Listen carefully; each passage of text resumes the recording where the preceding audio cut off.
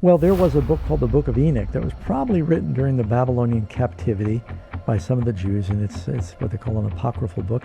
And it had some statements in it that were inspired statements, but the whole book wasn't necessarily inspired.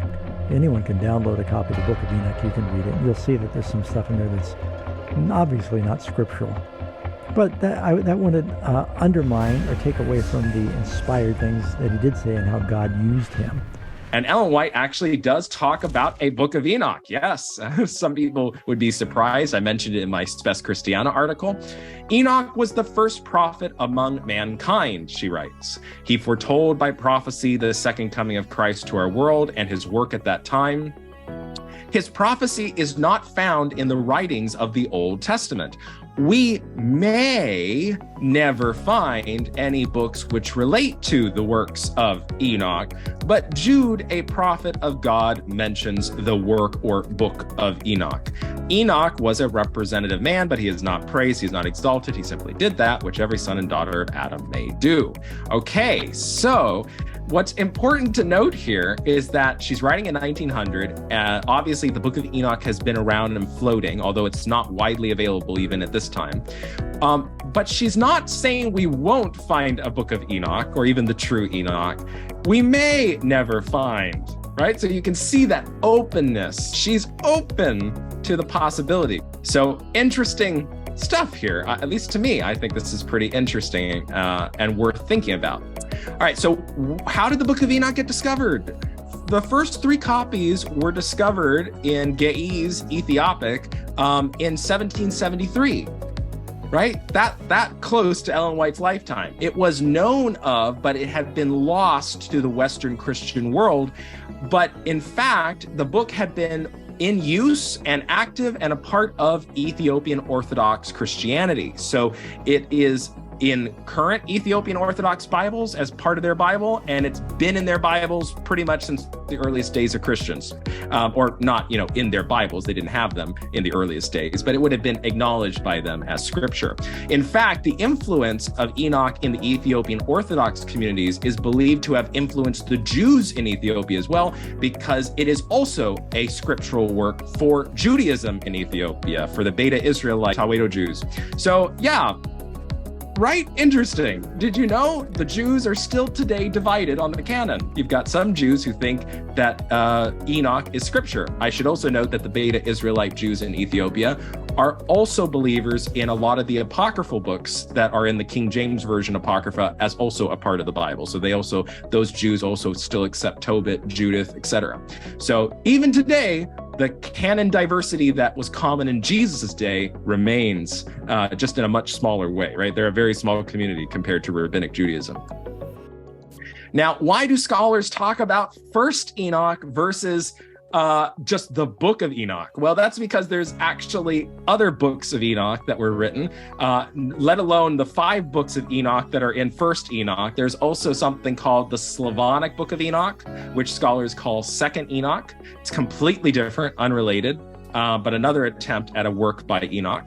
And there's Third Enoch, which talks about a character named Metatron. It's very different, and that might sometimes be called the Hebrew Book of Enoch. Or anyways, the point is, when we talk about the Book of Enoch, scholars prefer to talk about First Enoch, because that is, in fact, the work we're referring to, not Second or Third Enoch, not those traditions. So obviously for Ellen White, she would have an interest in the Book of Enoch.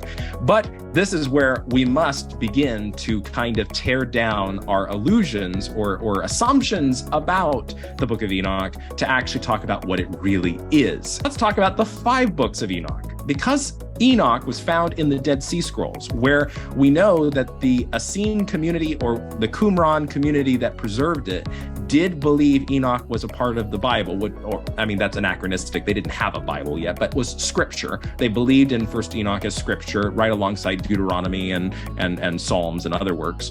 But the Book of Enoch, which we call the book, is a little bit of a misnomer, because actually the Book of Enoch is in fact 5 books or more.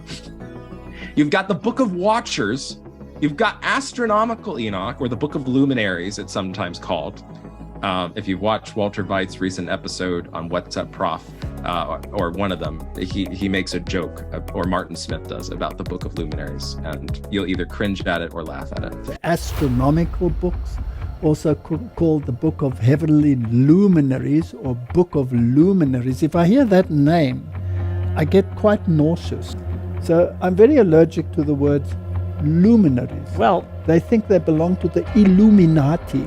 Well, it also sounds to me quite similar to lunar, of lunatics. Well, Dream Visions of Enoch, the third. The fourth in order of chronology is Epistle of Enoch, and then the fifth in chronology is the Parables of Enoch. And then also found in the Dead Sea Scrolls was fragments of a Book of Giants, which some scholars wonder could have possibly been part of the Book of Enoch. They wonder that because the Parables of Enoch was not found among the Dead Sea Scrolls. Now, why am I talking about books of Enoch in the plural? Well, it's because none of these books were originally meant to go together. So that's why I'm talking about it. The Book of Watchers is its own Book of Enoch.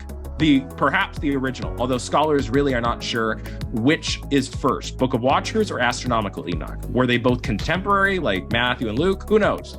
But both of them were separate. They were not connected together. They were distinct books of Enoch. Dream Visions of Enoch was the distinct Book of Enoch that floated around on its own authority. Epistle of Enoch, Parables of Enoch, all of these works were individually floating around. Then a redactor brought those materials together in a single manuscript around the time of Revelation, around the time of the first century or second, and created what we know of as the Book of Enoch. But it is important to understand that these were originally independent compositions, which is kind of problematic when you get individuals or ministers or others to start judging these books as a collection when originally they were all individual. So if you're going to be fair to Enoch, you probably have to evaluate each of these books on their own.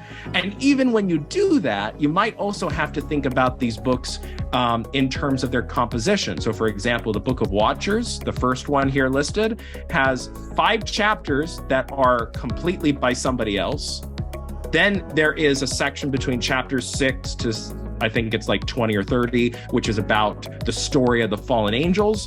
And then there's a concluding section, which is a visionary experience that Enoch's given. Probably all 3 of those sections are written by different individuals. But it was probably written by a Jew or a couple of Jews during the Babylonian captivity. It did not come with Noah across the flood from Enoch. It's never mentioned anywhere in history prior to the time after the Babylonian captivity. So, the Book of the Watchers. This section is said to have been composed in the 4th or 3rd century BC, according to Western scholars. Now, Martin, 4th or 3rd century BC, and that's when it was composed. How do you call it the Book of Enoch? That's exactly what I would... Already we have stupidity. Yes. So even within the first potential Book of Enoch, you've got perhaps maybe 3 different writings of Enoch. So it's important to understand you really can't approach this material in a traditional way of just like a holistic composition.